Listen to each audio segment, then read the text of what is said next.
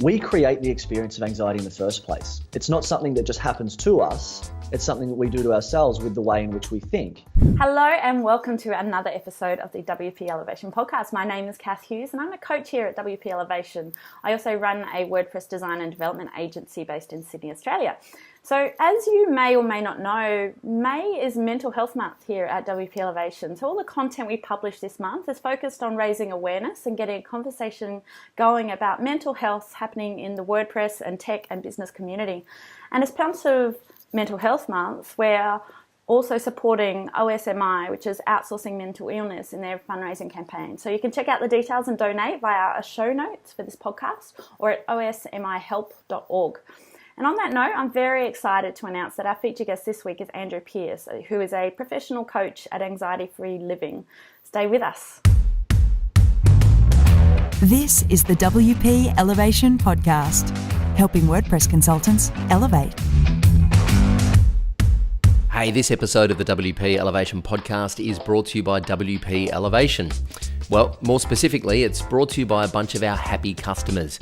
See, frankly, I feel a little bit awkward telling you how great WP Elevation is because you're probably not going to believe me because WP Elevation is my baby. It's something that we started over 3 years ago. Of course, now we're a team of coaches and mentors, and we have hundreds, and by the time you're listening to this, probably thousands of members all over the world. But it still really is something that I'm very passionate about. And of course, if you join WP Elevation, we make revenue and we make profit. So it's a little bit awkward if I tell you how great it is, because you probably think I'm just trying to sell you on it. And partially I am, because I know how beneficial the program is. So what I'd love to do instead is just introduce you to some of our customers. So if you go to wpelevation.com/thepodcast, all one word, you'll be able to hear some of those stories from our customers and hear for yourself how WP Elevation has impacted their business and changed their lives. I hope you enjoy that and I hope you check it out at some point. Right now, let's get back to the podcast. Hello guys, I am Kath Hughes from WP Elevation and I'm very pleased to be talking today with Andrew Pearce. Andrew is based in Melbourne, Australia, and he is a professional coach at Anxiety Free Living. Now, this month on the podcast, we've been focusing our content on mental health, particularly in the business community where many people are vulnerable to anxiety and stress. And Andrew knows just a little bit about that. Andrew, welcome to the show. Hey Kath, how you doing? I'm really well, and it is Friday morning here and a beautiful day. For those who don't know, tell us a little bit about who you are, what your background is, and how you found yourself helping people with their struggles with anxiety. For sure. So my name's Andrew Pearce. I'm 28 years old and the founder of Anxiety Free Living, and have been through my own experiences with anxiety as well, and started coaching and studying human behavior almost 3 years ago now. And was still experiencing anxiety at the time, and it just made sense for me to go down that path. As a result of my experiences and studies, I've learned a lot about the thinking that goes on behind the scenes that creates the experience in the first place. And it's been that approach which has been super effective in breaking through my own experiences and been helping thousands of people to do the same thing. Yeah, so can you just give us a little bit of a brief explanation about what anxiety actually is, what it kind of looks like and how it manifests in people, because it can be a little bit of a silent menace. Yeah, absolutely. So anxiety is a feeling of unease or nervousness when facing a situation with an uncertain outcome. So it's the uncertainties of life or the unknowns of life, and there's plenty of them. And what happens is within this space of uncertainty, we'll place fear. And then worst case scenario, begin to doubt, worry, overthink. So some symptoms of anxiety is very much the racing thoughts and feeling like we're just completely stuck in our head. Sometimes you can even get to a bit of a dissociated state where someone just really cuts off. But otherwise you very much get the flutter in the heart, the beating heart. You can get the sweats. You can really feel it flowing through your body. And it can have you a bit shaky at times on the more extreme end of the scale, but otherwise very much constant overthinking, doubt, worry, and those physiological symptoms is what seems to manifest most commonly. Yeah, now my personal experience is because I have suffered general anxiety disorder for, at least 7 years since my son was born. For me, it comes up and I almost get completely paralyzed. It's like procrastination on steroids, where there's something small that I have to do, but the fear around the outcome of that, or the fear of the potential outcomes of those things, really play, and I can feel it in my chest. So I tend to recede from the world and go what I call going into my bubble, which is just basically me just going, I can't deal with any extra outside stimulation right now. I just need to like take myself. Now that's kind of me. Is that a common thing? That kind of fear and that paralysis to do anything because you can't get past this thought process or that over-analysing thing that starts to happen when you are suffering this. Yeah, 100%. It's very common. And as you've mentioned, you're like, that's me. Is this a common thing? Yeah. Where you're coming from that space is so common. People think that they're 1 in 7.5 or it's almost 8 billion now who experience anxiety or think this way and experience those thoughts. But it's super common. You know, we have the fight and flight response. It's part of our hardwiring, our DNA, and everyone experiences some nervousness or anxiety at some point in their life. So it's completely common. And what we find is that you've mentioned that you're like, I can't deal with this. When what we look at in one of our 21-day programs is a video called The Big Question with Fear. And what I choose to believe is that mentally and emotionally, we can handle everything that comes into our experience. And when we say, I can't handle this, what we're really saying is, I don't want to have to handle that. Yeah. And it's the language of, there's these things outside of me that I don't have any control of. I can't handle it. It's that language. It's that way of thinking. It's that approach that creates that experience of anxiety in the first place. So it's not so much that you actually physically can't handle it, it's that you kind of haven't got those tools to face it as you need to right then and there. Yeah. It's just like, I don't want to have to handle this, but we tell ourselves that we can't, and that's what it results in. Yeah. Right, and I mean that feeling of just like it can be as small as just, I mean, we all go through, especially as business owners, go through the feeling overwhelmed. Like you've got a to-do list this long, and then you haven't even written the last things on the end because you know that just makes it longer, and just looking at that list makes you want to just walk away. How do you can you give us perhaps some ways that we might be able to perhaps nip it in the bud before it gets to that feeling? Like, are there some things that we can kind of stop and think and override that I don't want to handle this and go, no, we can, here's how we're going to do it, and just kind of override that process that goes through our head when we do tend to go into that bubble? Yeah, absolutely. So the way that we look at things in anxiety-free living, it's not so much about overriding or overcoming, because we create the experience of anxiety in the first place. It's not something that just happens to us. It's something that we do to ourselves with the way in which we think. So then I think about it this way. We create the experience and then we overcome something that we've created. It's like, let's be aware of how and why we're doing it in the first place, and then just not do it and think a different way to produce a different result. But certainly when it comes to overwhelm, we're looking big picture. We're looking at too much information at once. I've got all of these things to do, and whether it's conscious or unconscious, we're putting a time frame on it. So just a great little strategy and technique is just literally to break it down into more detail, into smaller steps, and take it slower. We're not going to get everything all done at once or yesterday, but we put this pressure on ourselves at time. So it's very much taking it slower, looking at the big chunk or the big picture and breaking it down into sections. It's like if you're moving to a new house, just looking at the entire house, that's going to be overwhelming. But if you break it down to room to room to room, and you even have a room where you're like, look, I'm just going to put all this crap here until everything else is done and then I'll get to it later, then that approach creates a different experience of where you're at. So yeah, it's funny. Yeah. I have done a little bit of, I call it where I've had to trick myself. I call it tricking myself. It's probably it's kind of like going, okay, and sometimes it's just taking myself out of the environment that is making me feel the overwhelm. Like if I'm in a room with people, to go out of a room with people, or if I'm feeling I'm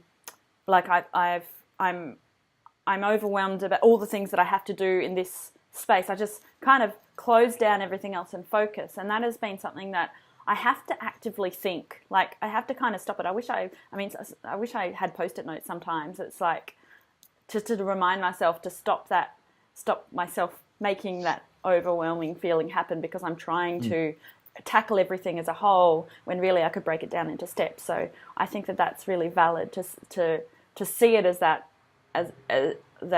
if you do look at everything as a whole, of course it's going to be hard. But if you look at it at like one thing on that list, or one thing, and just tick that off, it works.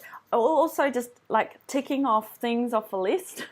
The whole thing of like, all right, I'm halfway through my day. I've got so much more to do. I'm going to write a list, but I'm also going to write the things that I've done already today on that list. So I feel like I've achieved something, which alleviates the drama in my head about not being able to do anything, so that I can actually move forward and actually do the next thing on that list.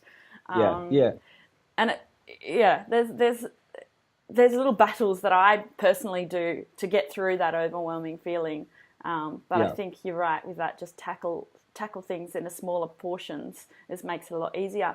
And I guess sort of moving on from that, you have done a bit of work with entrepreneurs and business owners. How do you approach the idea of self-care, of actually being self-aware of what your triggers are, or what your emotions are, and how much you can actually take on, and working within those boundaries, rather than throwing yourself at everyone who's pulling you in all directions, which happens when you're in small business, especially if you've got to be managing other people, or you're managing several tasks at once. How do you make that time? Like, how do you prioritize the time for self-care, and what are some of the strategies that we could be doing there? Yeah, absolutely. So let's say, like, how do you make the time? How do you prioritize it? Literally, you prioritize it. You make it valuable. You see the value in it. And what I've noticed with many entrepreneurs and business owners is it's all about getting stuff done, doing the do. And we get so caught up in this when and then trap. It's like, yes, I've got so much on. Let me do all of this first, and then I'll relax. But whilst we compromise that self-care in the process. So it would be putting time aside and committing to it, and saying, I'm not going to do any work in this moment. It is as simple as this, that the approach of, I'll do it when I get to it, you just never get to it. You never get to it. Yeah. Something always comes in. So it's literally look at your calendar each week and set that time aside. If you need to get up an hour early to do some meditation, or to go for a walk, have some time to yourself, go ahead and do it. If you need to block out 2 hours in the middle of the day, once a week, twice a week, to go to the sauna, to go to the gym, to just have some of your time, commit that time in. And I choose to believe that you'll get more done, you'll be more productive, you'll be more efficient by doing less work in that way. Because if you're getting so caught up, you're putting yourself you are the one who's putting yourself into that experience of stress and pressure to get so much done. And then you might be, compromising quality, forgetting this here, forgetting that there, to just be so spread over so many things, where it's like, slow down. And I've experienced this in my business, is you go faster by slowing down. It's quite counterintuitive, but you slow yourself down, allow yourself to nourish where you're at, both within yourself and within your business, give a quality experience. And if you try to take on too much to make sure to get that money, to get those gains, if anything, that's the approach that's going to take away from where you're at, because there'll be too much, you spread yourself too thin, you'll be forgetting clients here and there, whatever it might be. And it's just that ineffective approach. So it's like, slow down, handle what you can. If you need to get someone else in and delegate, do so. And it's just be patient with it and commit the time. It's as simple as committing the time and valuing it enough to actually do it. I think that's really vital to actually add that. It's not just writing the time in your diary, but it's actually putting the value around that and feeding that into your business cycle and going, okay, I am better at all of these things when I've done that exercise, or when I've done that meditation, or when I've done that mindfulness exercise that I have to write down all the things, like whatever it is that really allows you to get that clarity and get your head space right, actually does add value to what you do for the rest of the day. 100%. And I'm bad at this, man. I am bad at this. I look at my diary and I don't think, 10 a.m. on Tuesday, I should be doing my gym, which is only 5 minutes down the road, and I only have to do half an hour. I don't think like that. I think, oh shit, 10 a.m. Tuesday, right. Well, I didn't get any of the stuff done that I was supposed to do on Monday, so now I've got to cram it all into 10 a.m. Tuesday. That's not an option. There's none of this. But you're absolutely right in that I should actually be putting that value on that. And I know a lot of us should be doing that, putting value on that self-time more than getting through that to-do list, because it's going to feed back into us doing that to-do list more effectively. Yeah, absolutely. Otherwise, we just get caught up in that cycle. We're constantly in that state of thinking, and then our thinking can not even be that effective, effective or productive. But when we have that time to sit down and reflect and take things a bit slower, we're going to be making better decisions for ourselves, our relationships, our business. Yeah, and have you, like, is it silly of me to ask, like, have you seen improvements in people who have been able to, say, just put two or 3 hours away over the course of their 40, 50-hour week to reflect on and take that self-time? Have you seen that bring improvements to their businesses? Have you seen the results of that? Absolutely, because it is that opportunity to slow down and reflect. I very much believe that the most productive thing that you can do for your business is work on yourself. Yeah, right. And if you're going to go away for a weekend and spend 2 days just sitting down, reflecting, getting out to nature, whatever it is that you're doing, that's going to speed things up for you. Because otherwise, if you're so caught in it, it's just, you're just there, you know? So you're saying it's okay for me to book that yoga retreat in 6 weeks' time. It's totally okay. If anything, I'd say that's more valuable than trying to smash out the other 6 weeks, because, like as I said, I choose to believe that the most valuable thing you can do for your business, the most productive thing, is work on yourself. Your business can only go as far as your mindset. Yep. And what's ironic is that we may be working towards success, we may be working towards financial freedom, but on a deeper level, we're in resistance to fear. We're in resistance to success because of fear of rejection from the tribe. Will it change me? Will I still have my same friends? And then money. If we've grown up and we've only ever earned $50,000 a year, if we're trying to get 150K, that's death to our identity. So on so many levels, the thing that we're working towards and that we're wanting to create is the number one thing that we're in resistance to. Yeah, right. And this is what creates a lot of the grind, the uphill battle. And a program I'm going to be launching in the future sometime this year is called Entrepreneurs in Flow. And it's about getting into that space of flow, which comes from letting go of all the thinking that takes you out of it. You know, flow's already there. Yeah. It's about taking you out of it. So I very much love the law of attraction, and the most important thing about it, not all just the wishy-washy crap. I think it's extremely valuable in business, but it's still taking action. It's still doing all of the work. But if you're closed off to where you want to be because you don't feel worthy of success or worthy of 150K, 250K a year, then you're not open to it. You're going to be closed off to it. And that is going to create an absolute grind. That is so true. That whole just not thinking that you can possibly achieve these things does just put a lot of burden on you to stay where you are. You're right. It's that feeling that you're not worthy, and that you just have to keep working as hard as you damn well can to keep earning that same amount, or doing what you think you're worth. Whereas you could be achieving so much more if you just felt worthy of that. 100%. If you do the work, you can be working 80 hours a week, for example, earning 100K. If you do the work on yourself, you can cut that in half to 40 hours a week and increase your money. You know, it's our beliefs create our reality. Our external world's a reflection of our internal state. And if your worth or significance is because I work hard, so many people get that worth and significance, and their value is because I'm a hard worker. Yeah, absolutely. All of a sudden you're open and money's coming to you easily and business is flowing. You lose that identity. The ego's shit scared. I lose significance. I lose connection. I lose my identity. So I'm holding on to that extremely tight. But those beliefs, that identity, that vibration, et cetera, is going to create your experience. I think that's really true too, because you tend to, as someone who is on the treadmill of really working really hard and not earning what I need to be necessarily all the time, you kind of sort of bear a little bit of resentment towards the people who have managed to work it out. But actually, not resentment, but it's like, how do they, there's this jealousy, I suppose, of how did they get there? They're only doing 25 hours a week, and they're doing their holidays, and they've got their home and all of that kind of stuff, and I'm working this hard. Why isn't it coming to me just because of that? And you're right, it's not because of that. It's because of the worth of the work that you're doing and where you're spending your time and how you're prioritizing yourself and your business and your needs and where they all kind of sit. So it's fascinating stuff, though. It's so much.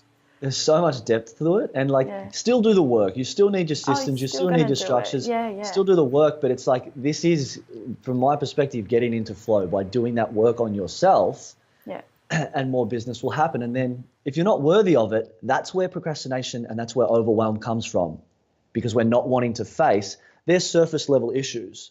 We're not wanting to face something on that deeper level. So we'll look at things all at once. We'll get overwhelmed. Oh, I can't handle this. We'll temporarily throw off responsibility, even though we are still responsible for our business.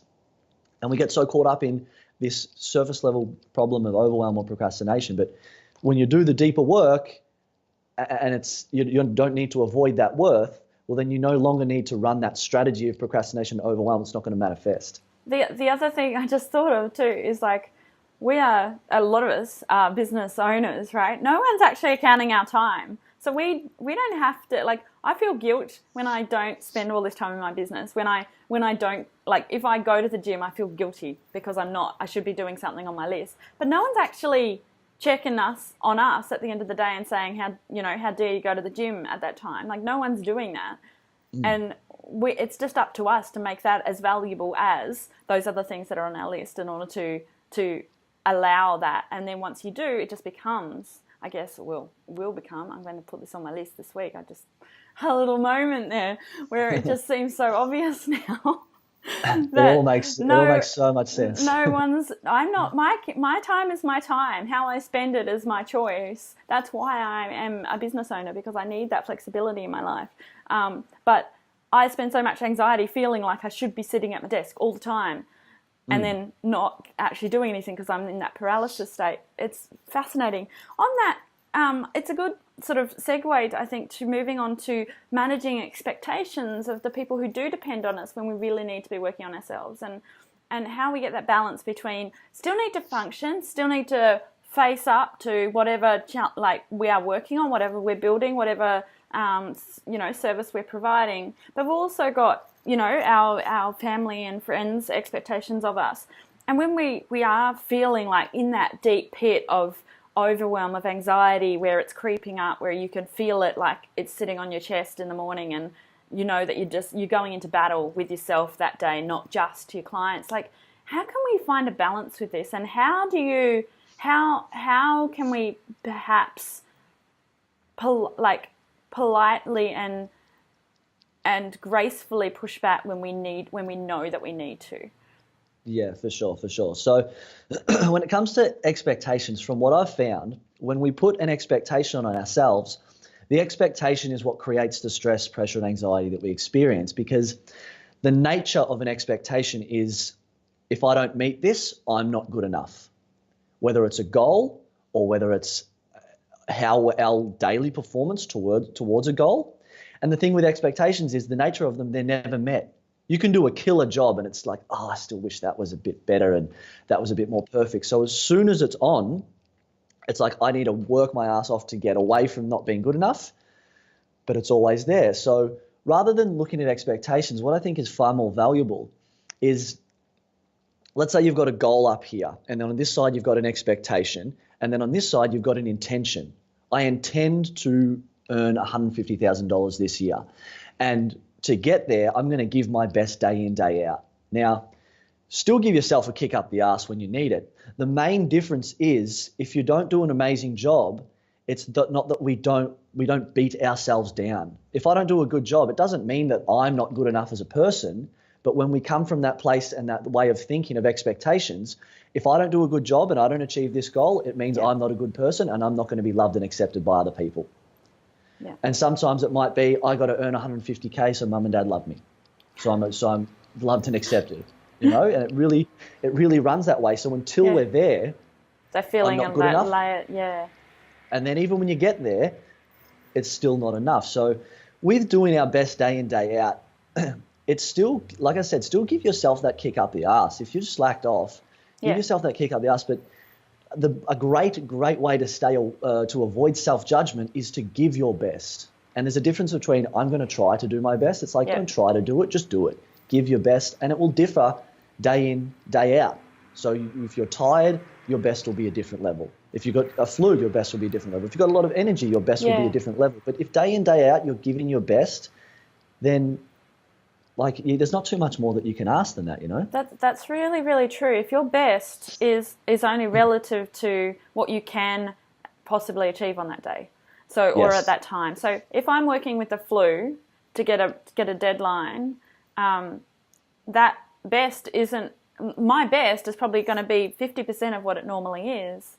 I can't possibly expect to be that 100% when I'm feeling like this and I'm this debilitated. So my best should be what I can do, and that should be enough. Absolutely. And that's fascinating stuff. Again, it's like hacking into how your sense of, like, if I am feeling ill or I'm feeling under the pump or I'm feeling like I'm distracted with something else that's big that's going on in the background, I feel like I'm not doing my best, and I feel like I'm failing my business and my team and my, all the things. I feel like I'm failing. I'd never sit there and think, I'm doing as best as I can today, good on you. I never think that. I really should be thinking that. I'm sure other people should be thinking that too. Because with the expectation, it's outcome dependent. That's what we're caught up on. Yeah. I need to achieve and reach this outcome to be good enough. So the expectation is outcome dependent, whereas a standard in your intention, it's the input. My input is I'm going to give my best, and regardless of the outcome, let's say when I've got energy, I do a 9 out of 10 or a 10 out of 10, but when I'm tired or sick, I do a 5 out of 10. Regardless of the outcome, we're still happy with what we gave, and we're able to avoid the self-judgment because we gave our best. But with that expectation, it's like 10 out of 10, 10 out of 10, 10 out of 10 every single time. So once again, it comes back to, it's how we approach life. We create our own experience. I'll go back to the house example. Having a house full of stuff when you move, it's not the house or the move that makes you overwhelmed or anxious. It's how you approach it. If you approach it in a structured way, you'll go through. If you approach it in a way where you look at everything, oh my God, this is so much, I can't handle it. The way that you speak to yourself, we think first and then we feel, is what creates the experience of anxiety. So there's nothing to, as I mentioned at the start of the call, overcome. It's like be aware of and let go of the thinking that's created in the first place, and you'll rest back into your natural state, which is love, joy, happiness. You'll rest back into being flow and being present and engaged. It's nowhere that you need to get. You're already there. How are you taking yourself out of it is really the approach that I take for both life, anxiety, and in business. So with your house analogy, I guess it's like I could look at, I've got 15 boxes. I could either set my goal at trying to get 15 boxes done, only get 2 done and feel like crap, or I could set my goal at 2 boxes and feel like on top of the world. The same job's being done. It's just about how I've approached my my end result expectation, I guess. 100%. It's the way in which you go into it that creates your experience of it. Life is life. Yeah. We create our experience of it, you know? Yeah, I think I'm going to have this box analogy going on in my head for ages. Andrew, you've given us some amazing insight. Can I ask just one more thing before we kind of wrap it up?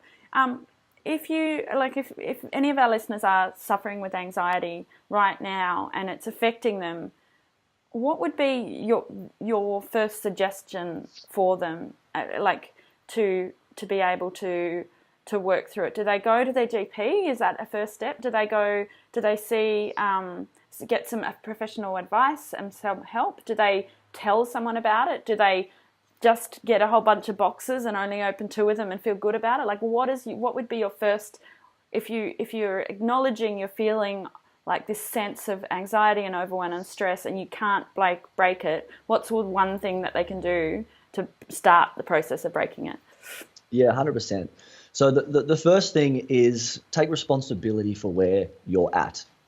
Where you're at isn't your fault. You're not to blame. It is your responsibility. And know that anxiety is not something that happens to you, and be very aware if you're playing the victim to it. But when you make that decision, I'm done and I'm going to do something about it, and you take responsibility for your results in life, then you'll move forward. And then it could be whatever is right for you. It could be buying a book and reading a book. When I Googled some stuff when I was experiencing it and just got the awareness and the understanding of what was going on, that was a relief. It could be joining a group on Facebook. It could be going to your GP. But either way, take some sort of action, some sort of progress. Share with share with a friend, embrace that vulnerability. Yeah, could be share with your GP, get the recommendations, do a program, work with a coach, whatever it might be, but don't wait for things to happen. Do something. Yeah, there's no right or wrong or good or bad. It's just like do something, and that something will lead to another something, which will lead to another something, and so on and so on. Start the process. Exactly. Dude, thank you so much for joining me today. It's been inspiring, but also I think I've got some things on my list to take off my list and go to the gym tomorrow morning. I really enjoyed hearing your perspective on it and how we can take responsibility and we can start to take action on things that perhaps we do feel are out of our control, but that's really only our perception of it. It's not actually the real thing. Where can people get in touch with you if they want to hear more? Yeah, for sure. So you can send an email to andrew@anxietyfreeliving.com.au, or you can jump onto Facebook, search Anxiety Free Living, and then hit up our business page and can just go from there. Fabulous. We've got a website in the process, which would be www.anxietyfreeliving.com.au. But otherwise, the business page, we've got videos, we've got information on our programs, and people can get in contact with myself from there. Yeah, you've got some great videos, just little slices of information that are really good. What's on the roadmap for you and your business and your communities? You mentioned that you've got a workshop or a program about business flow or about... Yeah, you tell me. Yeah. So currently we're just working with anxiety, whether it's in business or with entrepreneurs. It hasn't grown to that just yet, but definitely have those intentions. So we have a free 5-day program when we run online programs in Facebook groups. Great. We have a free 5-day program we take people to, and then we got a 21-day anxiety breakthrough program, and then our 10-week anxiety-free living program. And that same structure, it's an effective structure, it's been working well. We'll continue to grow the business, and then we'll move into, I think it's something around conscious entrepreneurs in flow, which is all the same principles that I've worked with through my experience and with my clients, but we just bring it into business and wrap business kind of story and business content around it to give those examples. So there will be Entrepreneurs in Flow, a 21-day breakthrough program, which will move into, I think it'll be a 10-week. It just depends. I want to do a 21-day, one or two of them first off to really touch base with the market and see what do you want next. So it could be a combination of very much personal development, the law of attraction, feminine, masculine energies and whatnot in business, your growth in business, because you can have done this program, that program with all these systems and structures, yet you're still the one who's holding yourself back on those deeper levels. So that's what I want to look at and help people with, really.